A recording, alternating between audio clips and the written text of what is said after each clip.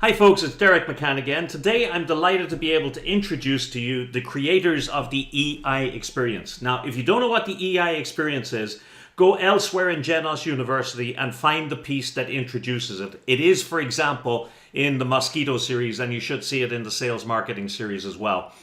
Jeff Summers and Debbie Muno created this shortly after founding Red Diamond Solutions as a distributor for Genos in the United States, and they have since used it to great effect. Today I'm going to interview them on how they created it, why they created it, and how they make some really creative uses of this fantastic tool. Hi folks, Derek McCann again.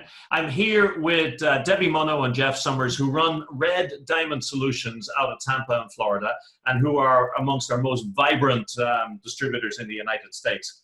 And they're with me here today because they're the folks who created the EI experience that you can download from Genos University, and that we recommend is the first stop for when you talk to somebody about emotional intelligence, because it gives them that hands-on experience of the emotional intelligence. So just to talk a little bit about where the EI experience came from, where it is right now, where it might be going, I'm going to ask a few questions of Debbie and Jeff. I'm going to start with Debbie. Debbie likes to be on front of the big crowds. So she is a real performer, great speaker if you ever get an opportunity to see her speak. Whereas Jeff is more of a close combat guy. And we're going to look at how you can use the experience both for large crowds, medium crowds, and then one-on-one as you're making a 60-second elevator journey. So first off, guys, thank you very much for taking the time to share with our partners and distributors your knowledge and your experience and your expertise with the experience. You're very welcome. Hey, thanks for having us, Derek. Pleasure. So tell me, the EI experience, that when you look at it now, or when I look at it now and our partners look at it now, it just looks so normal and natural and obvious, and yet it's relatively new. It's only around for about 6 or 9 months, and you guys conceived of it. How did you come up with the idea? Well, I'll tell you, Derek, we were struggling. There's so many wonderful components to emotional intelligence, but we were really challenged by how do you describe that to somebody? When somebody asks you, well, what is emotional intelligence? It was a hard way to come up with a succinct answer. And the more we tried, the more we flubbed in doing it. And so we thought, boy, let's come up with a way to actually engage the person that we're talking to. A great way to do that is to ask questions. And, things are always obvious after the fact, but we spent a lot of time figuring out what could we ask that would get people to really feel what we're talking about with emotional intelligence. And then one day it hit us literally like a ton of bricks. Yeah. Ben's already created those questions. They're inside the assessment. And so what we decided to do is we started with just one behavior out of each of the 6 factors. We thought, boy, if we ask folks to rate someone and use the rating system that's inside the assessment already, the 1 to 5 rating system, that would really be a shortcut for us. And so then we thought, well, who should we ask about? And then at that point, it became very obvious, boy, if we ask someone to think about the very best person that they've ever worked for or with and rate those 6 items, and then ask them about the most difficult person they've ever worked for or with and rate those 6 items, we knew that we would end up with 2 very different objective measures that would give us a way to show somebody the difference between emotional intelligence. So you do a very fast Genos assessment and getting 2 people who don't have to be present in a matter of a couple of minutes through the Genos assessment using the items that Ben has developed and validated over the years. It's a genius jump. Well, thanks. I wish we'd have thought of it sooner. And it became really powerful because the more that we were asking people, it was consistent where their very best would score, because we're asking 6 items. So the top score that you can get in our experience is 30, and the lowest score you can get is a 6. And so we were seeing 24 and 7 between the best and the most difficult, right. 29 and 6. So then we got into these discussions with folks to tell us about those people. And the more they started telling us about those people, the more that we realized that a wonderful way to connect EI, not just in the understanding of emotional intelligence, but to actually, and pardon my overuse of the word maybe, but emotionally connect them to emotional intelligence, was to ask them how that person made them feel. And when we started asking people when they rated their very best coworker or boss, and we said, take a moment and just write down how that person made you feel. And then we started asking that same question after they rated their most difficult. How did that person make you feel? Sure. Well, at that point, we had a connection on a whole different level. Not only a connection, but a real understanding of the difference between somebody who has a lot of emotional intelligence skills and somebody who really needs to grow their emotional intelligence. And you see, as I do, and I've seen people new to the business do this with small groups and with their colleagues. And everybody who does it, even the first time, you really do see those folks experience particularly the negative emotions when they talk about the way that lower emotionally intelligent bosses make them feel. You do see it on their faces. You do hear it in their voices, don't you? Absolutely. We just had a chance to facilitate this in a room full of about 75 people. Right. And when we ask them to think of their very best, and by the way, people quickly get to that person, and they wrote that down, and then we went through the items, and we asked them to write down how that person made them feel. And I pay attention to this now because we've done so many of them. But you will watch that people will have smiles on their face. You know that they're recalling some wonderful experience that they had. They're happily writing. They tend to be sitting up rather straight. And when we ask them to rate their most difficult, and then ask them to write down how their most difficult made them feel, you will watch people, they will draw in. You'll watch their facial expressions. We've seen people break their writing instruments because they've been so frustrated or so angry. And you can feel the energy in the room completely change. And what that's telling us is that those folks participating are not just participating, they are experiencing. And that emotional connection really helps people to understand why EI is so important.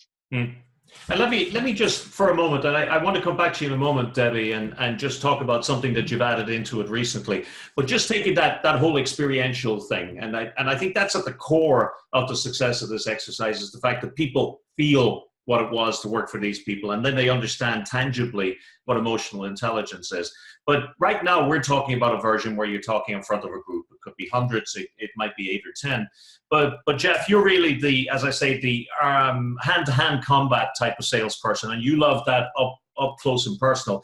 You were telling me recently that you've developed an elevator pitch version of this, and that you developed a way of doing it in a booth when you only, again, have the same sort of time as you have for an elevator pitch, 50, 60, 70 seconds. Tell us about that. Yeah, I was at a conference trade show, and what typically happens when you're in a booth at a trade show and people walk by, we've all been there, you've got a lot to see in a short time. So being sensitive to the people that came through that area, I knew I had to find something that in 30, 40, 50 seconds would grab their attention. If there was some interest, we could exchange cards and move on.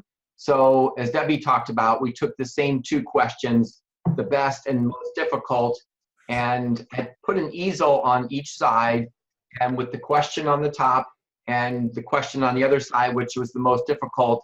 And then underneath the best, I put words like approachable, inspiring, genuine, authentic, just a list of words that were typically connected to the outer productive ring of the Genos model. And then under the other one, and put the words, you know, toxic and bully and unapproachable, temperamental. And when someone would come up, I would, you know, they would look at those and what do you guys do? And I would say, I want you to think of the best person you've ever been around. Let me know when you get them. And in a few seconds, they get it. I just had them connect to those words. And then on the other side, so that in a booth, that's what I did. Debbie, why don't you share the story you did with the 30, 60 seconds at the store? Oh, yeah. We were actually buying a piece of equipment for Red Diamond Solutions and had this great kid who was helping us. And he was a kid. He was about 20. And he was incredibly helpful. And we chatted with him for a while. And he said, well, what do you do? Yeah. And for Jeff and I, that's a fabulous opportunity to try out whatever new thing we're working on with the EI experience. And so I said to him, you mind if I ask you just a couple questions? So he said, no, go ahead. I said, okay, can you think of the very best person you've ever worked for? You probably have had a handful of jobs. And he said, absolutely. And I said, okay, tell me how did that person make you feel? When you worked for him or her, how did you feel? And he came up with some really great words about that experience. I said, okay, have you had one of those really difficult bosses? Somebody who was just really, really difficult to be around? And he said, yeah, I have. I said, how did that person make you feel? And he gave us a couple words to describe that experience. And I said, okay, what you just described is what we call emotional intelligence. And we actually have a system that measures emotional intelligence and helps train and grow emotional intelligence.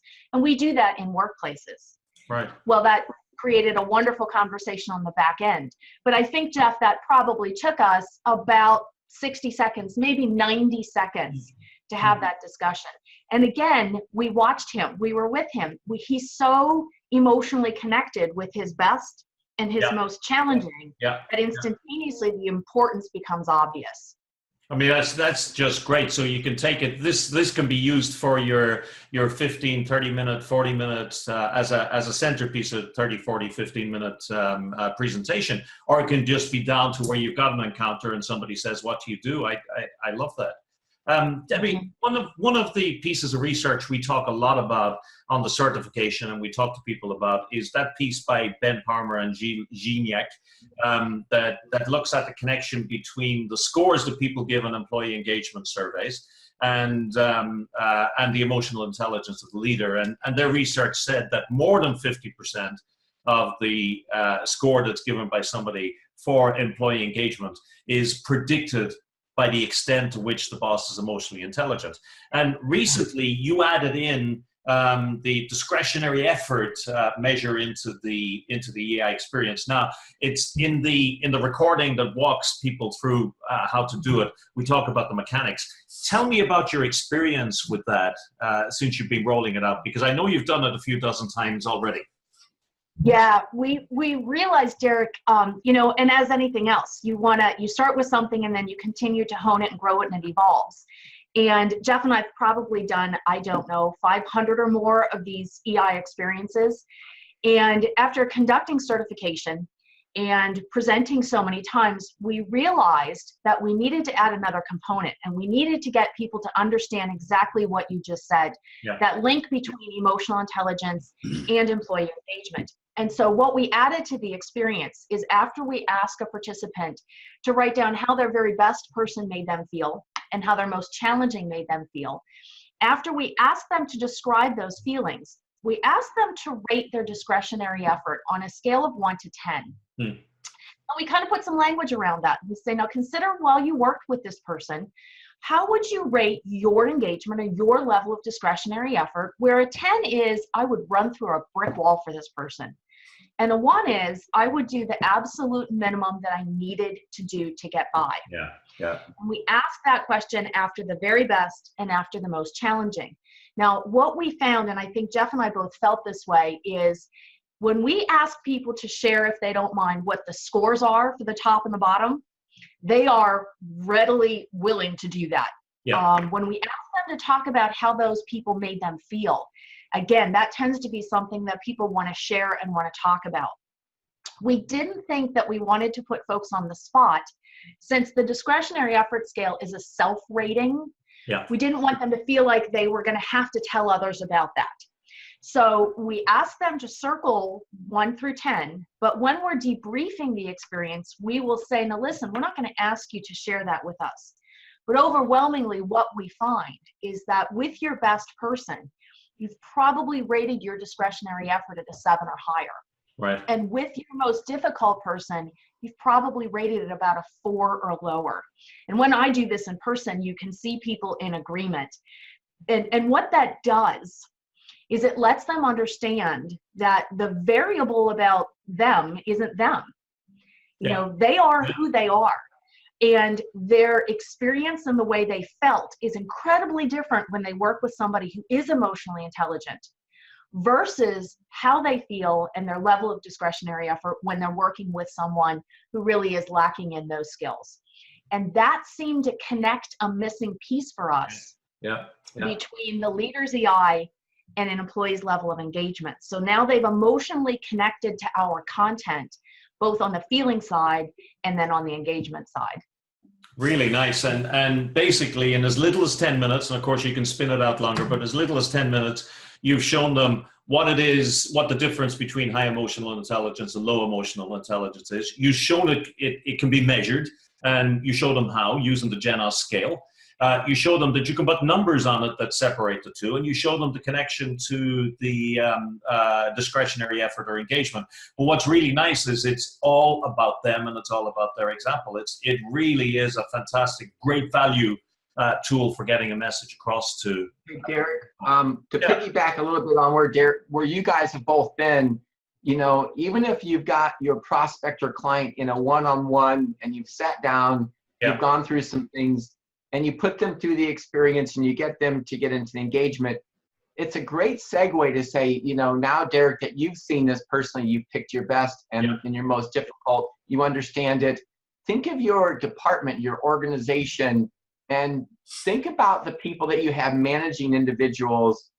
Where would you put them in this, you know, knowing what you know about this, just kind of big picture. And it's a great way to now get this whole process moving with your prospect or client. They've just experienced it. They've gone through the numbers, and now you ask them that question. You can sit back, and it's a great way to start a dialogue and get them thinking about their own organization, different jobs. It's very fresh to jump into that category there. Yeah, I mean, as I say, it's just such a powerful exercise. At this stage, I can't imagine selling GENOS assessments without using the EI experience. It's just such a no-brainer. So listen, just finally, and as we bring this to a close, let me just ask you, each of you separately, maybe, for if you were to give one piece of advice to the partners or the distributors who are watching this interview right now about the EI experience and how to use it, what would that be? Jeff? I think that if somebody's watching this, I'm guessing you're relatively maybe new in this. I think it's a great way to get neighbors, to get even kids in high school, is to get out there and just work them. The first one I did was with my 3 golf buddies after a round of golf. So I would say there's never a bad time to get people into it. But I think the best thing to do to start seeing it, neighbors, friends, family, anybody can do it. It's a great way to practice. Plus, it's a great way for people to see what you do. Fantastic. Debbie? Yeah, I think, Derek, that this, first of all, you want to be very present, and you'll find that when you do this, you can't help but be emotionally impacted by the person or the people who are participating. And so being fully engaged with one person or a group becomes really important, because you'll find that those folks really want to share with you. And so I would say to a partner, number one, from a business side, this is really a great way we are finding to go about prospecting, to stand in front of a group if you've got to do a Rotary presentation or a chamber presentation.